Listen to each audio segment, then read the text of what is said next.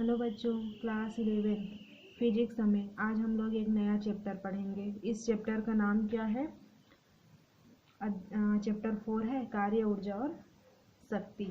ठीक है, आज हम लोग कुछ इम्पोर्टेंट डेफिनेशन पे डिस्कस करेंगे। इसके बाद दूसरे दिन इस इम्पोर्टेंट जो डेफिनेशन है उसी के बेस पे हम लोग डेरिवेशन को देखेंगे। ठीक है, तो इसमें हम लोग का देखिए तीन ही चीज़ इम्पोर्टेंट है, कार्य, ऊर्जा और शक्ति।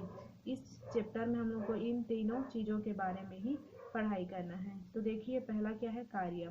आज हम लोग कार्य में कार्य क्या है, उसके डेफिनेशन वगैरह सब चीज़ देखते हैं। तो यहाँ पे देखिए हम लोग का कार्य होता क्या है। अचर बल द्वारा किया गया कार्य। हम लोग का कार्य क्या होता है उसको देखिए। अचर बल द्वारा किया गया कार्य बल के परिमाण और बल की दिशा में वस्तु के विस्थापन के परिमाण के गुणनफल के बराबर होता है। यहाँ पे फॉर्मूला में देखिए ये ज़्यादा जो इसका जो डेफिनेशन है एक बार और देखिए। अचर बल द्वारा किया गया कार्य बल के परिमाण और बल की दिशा में वस्तु के विस्थापन के परिमाण के गुणनफल के बराबर होता है। जो कार्य जो यहाँ पे जो डेफिनेशन दिया गया है इसको मैथमेटिकली रूप में मैं आप लोगों को समझाती हूँ कि किसी भी वस्तु द्वारा किया गया कार्य, ठीक है, उसमें लगने वाले बल और विस्थापन के गुणनफल के बराबर होता है। यहाँ पे देखिए उसी का डेफिनेशन दिया गया है, कार्य बराबर बल गुणित बल की दिशा में वस्तु का विस्थापन। और हम लोग कार्य को क्या से रिप्रेजेंट करते हैं, W से। वर्क करके बल को फोर्स है तो उसका F, और विस्थापन है तो उसका क्या लेते हैं हम लोग, S करके लेते हैं। ठीक है, तो यहाँ पे क्या हो गया हम लोगों का कि क्या बोलते हैं, किसी भी हम लोग का जो वस्तु है उसका जो किया गया कार्य है, कुछ भी चीज़ को करने के लिए उसमें जो कार्य लगता है वह उसमें लगने वाले बल और विस्थापन के गुणनफल के बराबर होता है। तो ये हम लोग का हो गया कार्य का डेफिनेशन। ठीक है, अब इसके बाद कार्य का ऐसा रूप भी देख सकते हैं, बोल रहा है ये तो हम लोग का जो कॉस थीटा है, ये हम लोग का एफ का जो क्षैतिज तल में घटक बना है उसी को लिया गया है। तो एफ कॉस थीटा करके इसको भी कभी भी यूज कर सकते हैं, इसलिए इसको दिखा रही हूँ। बाकी इसके बाद इम्पोर्टेंट है कि कार्य के जो टाइप हैं उसको हम लोग देखते हैं। विभिन्न स्थितियों में किए गए कार्य की प्रकृति। ठीक है, कार्य हम लोग के तीन प्रकार के होते हैं, धनात्मक कार्य, ऋणात्मक कार्य और शून्य कार्य। तो तीनों कार्यों को हम लोग देखते हैं कि हम लोग का धनात्मक कार्य क्या होता है, ऋणात्मक कार्य और शून्य कार्य। ठीक है, धनात्मक कार्य क्या है, हम लोग का समीकरण W इक्वल टू अभी मैं आप लोगों को बताई एफ एस कॉस थीटा। ये कॉस थीटा क्या है, बल की क्षैतिज तल में एक घटक है, तो कॉस थीटा। हम लोग धनात्मक कार्य कब बोलेंगे, जब थीटा को हम लोग 0 अंश या न्यून कोण, न्यून कोण किसको कहते हैं, जो 90 अंश से कम होता है उसको हम लोग न्यून कोण लेते हैं। तो 90 अंश से कोई भी 90 अंश से कम हम लोग जब कोण लेंगे थीटा का मान को, ठीक है, तो कॉस थीटा धनात्मक होगा। ठीक है, क्योंकि कॉस 0 का वैल्यू क्या होता है, 1 होता है। 1 हम लोग का क्या है, धनात्मक होगा, अतः किया गया कार्य भी धनात्मक होगा। इस प्रकार जब बल और विस्थापन की दिशा समान होती है या उनके मध्य न्यून कोण बनता है तो किया गया कार्य धनात्मक होता है। हम लोग का कार्य में कार्य के तीन प्रकार देखेंगे, धनात्मक कार्य, ऋणात्मक कार्य और शून्य कार्य। तो धनात्मक कार्य क्या कहलाएगा, जो हम लोग का जो थीटा का मान है उसको हम लोग 90 अंश से कम लेंगे, न्यून कोण को लेंगे, तो हम लोग का जो किया गया कार्य वो क्या कहलाएगा, धनात्मक कार्य। इसका एक एग्जाम्पल दिया हुआ है, उसको देखिए। जब कोई पिंड गुरुत्व के अधीन स्वतंत्रता पूर्वक गिरता है तो गुरुत्वाकर्षण बल और विस्थापन की दिशा समान होती है। ठीक है, तब हम लोग का थीटा का वैल्यू क्या होता है, 0 अंश। और ये वाला फॉर्मूला जो W इक्वल टू दिया हुआ है ना, एफ एस कॉस थीटा, ये देखिए W equal to F S cos theta, theta का वैल्यू कितना है, 0 अंश, और कॉस 0 अंश का मान होता है 1, तो इतना टर्म पूरा हट जाएगा तो सिर्फ एफ एस बचेगा। ठीक है, गुरुत्वाकर्षण बल द्वारा किया गया कार्य धनात्मक होता है। धनात्मक कार्य बोलने से उसका मतलब है कि जो 90 अंश से कम हो, मतलब न्यून कोण होगा, उसको हम लोग क्या कहेंगे, धनात्मक कार्य। आई होप आप लोगों को समझ आया होगा। अब इसका दूसरा टाइप देखते हैं, ऋणात्मक कार्य करके, और एग्जाम्पल दिया हुआ है, इसको आप लोग देखिएगा। अब दूसरा देखिए हम लोग का ऋणात्मक कार्य। तो ऋणात्मक कार्य क्या होता है, जो व्यंजक W equal to F S cos theta में थीटा का मान 180 180 अंश या अधिक कोण हो। जस्ट धनात्मक कार्य के अपोजिट होगा। धनात्मक कार्य क्या था कि हम लोग का न्यून कोण होना चाहिए, मतलब 90 से कम, और जो हम लोग का ऋणात्मक कार्य है वो हम लोग का अधिक कोण, मतलब 90 से अधिक कोण होना चाहिए, 90 से अधिक कोण बनना चाहिए। ठीक है, तो 180 अंश, जो cos 180 अंश का मान क्या होता है, माइनस होता है, वो ऋणात्मक आ जाता है, अतः किया गया कार्य ऋणात्मक होगा।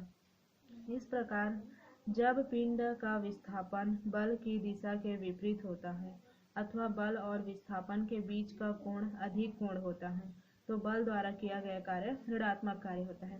डेफिनेशन याद करने का तरीका है कि जो न्यून कोण होगा वो धनात्मक कार्य होगा, और जो न्यून कोण मतलब थीटा इक्वल टू 0 अंश लेना है। ठीक है, और जो व्यंजक हम लोग का है ना W equal to F S cos theta, इसमें थीटा का वैल्यू पुट कर देना है।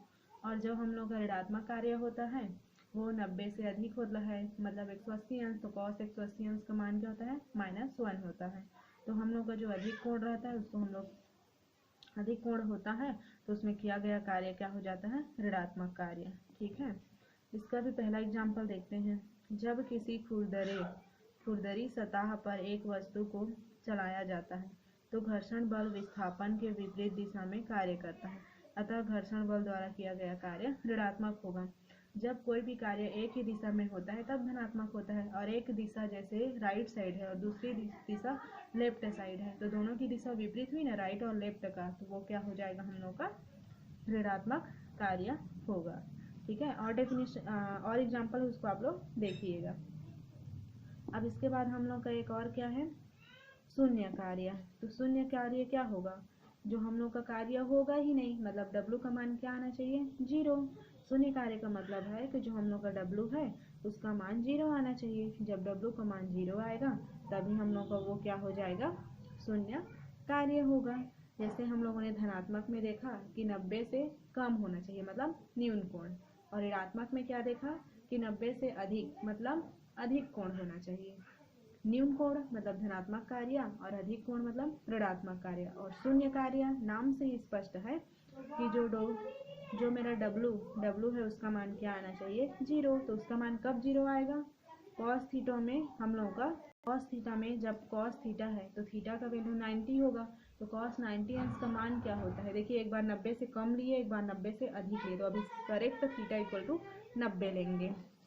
व्यंजक हम लोग क्या निकाले थे, W equal to F S cos theta. ठीक है, एफ एस कॉस थीटा करके हैं, तो एफ एस कॉस थीटा में थीटा का मान 90 अंश, तो कॉस थीटा का 90 अंश का जो मान है वो 0 होता है, तो W जब इस व्यंजक में रखेंगे एफ एस और कॉस 90 अंश, तो 90 अंश का मान 0, तो पूरा ये क्या हो जाएगा, 0, मतलब W इक्वल टू 0। तो इसका क्या हो जाएगा, जो डेफिनेशन है वो हम लोग का इस प्रकार, यदि किसी पिंड का विस्थापन उस पर लगाए गए बल, मतलब हम लोग का जब कार्य शून्य हो जाएगा तो उसमें किया गया कार्य क्या कार्य कहलाएगा, शून्य कार्य। इसका एक ये वाला इसका एक क्या बोलते हैं एग्जाम्पल देखिए। जब एक सरल लोलक दोलन करता है तो डोरी में उत्पन्न तनाव गोलक के विस्थापन के लंबवत होती है, अतः तनाव द्वारा किया गया कार्य शून्य होता है।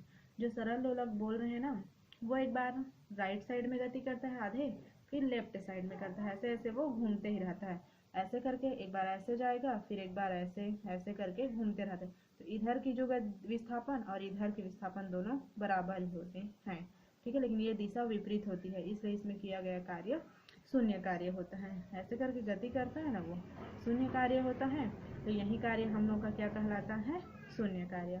देखिए, जो हम लोग के 3 कार्य हम लोग पढ़े ना, धनात्मक, ऋणात्मक और शून्य कार्य, तीनों में अंतर दिया हुआ है, इसको अच्छे से देख लीजिएगा। ठीक है, यहाँ पे एक दिया हुआ है कि किसी परिवर्ती बल द्वारा किया गया कार्य। तो परिवर्ती बल हम लोग किसको कहते हैं, उसको बस इसका डेफिनेशन देखिए, फिर बाकी चीज को इसमें देखने की जरूरत नहीं है। जब किसी वस्तु पर आरोपित बल का मान व दिशा समय के साथ या वस्तु की स्थिति के साथ बदलते रहते हैं तो इस प्रकार बल को परिवर्ती बल कहते हैं। जैसे कोई भी बल है ना, वो बल समय के साथ या वस्तु की स्थिति के साथ, कोई भी बल जब समय के साथ या वस्तु की स्थिति के साथ बदलते रहता है तो उसको हम लोग क्या कहते हैं? परिवर्ती बल। ठीक ठीक है। कोई भी जैसे वस्तु है तो कोई भी वस्तु पर जो कार्य हो रहा है तो वह नहीं, बल लग रहा है कोई भी वस्तु पे बल, तो वो बल समय के साथ बदल जाता है या तो क्या बोलते हैं वस्तु की स्थिति के साथ बदल जाती है तो उसको हम लोग क्या कहते हैं? परिवर्ती बल। तो आज कार्य का जो जो इम्पोर्टेंट डेफिनेशन था उसको देख लिए। अगले में हम लोग इसका डेरिवेशन देखेंगे। तो आई होप आप लोगों को समझ आया होगा। Thank you.